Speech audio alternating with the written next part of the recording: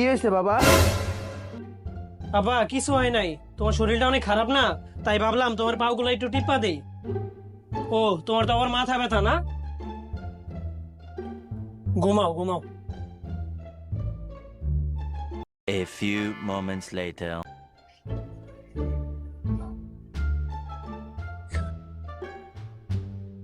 কিরে বাবা, আমার শরীর তো সব ঠিকঠাকই আছে। আব্বা, আমি তো মনে করছি তোমার পায়ে এখনো ব্যথা। ছেলে হিসেবে আমার একটা কর্তব্য আছে না, বারবার আইসা চেক করে যাইতাছে এই কারণে। আর লাগবে না, তুই এখন যা। তুমি ঘুমাও, হ্যাঁ? আচ্ছা।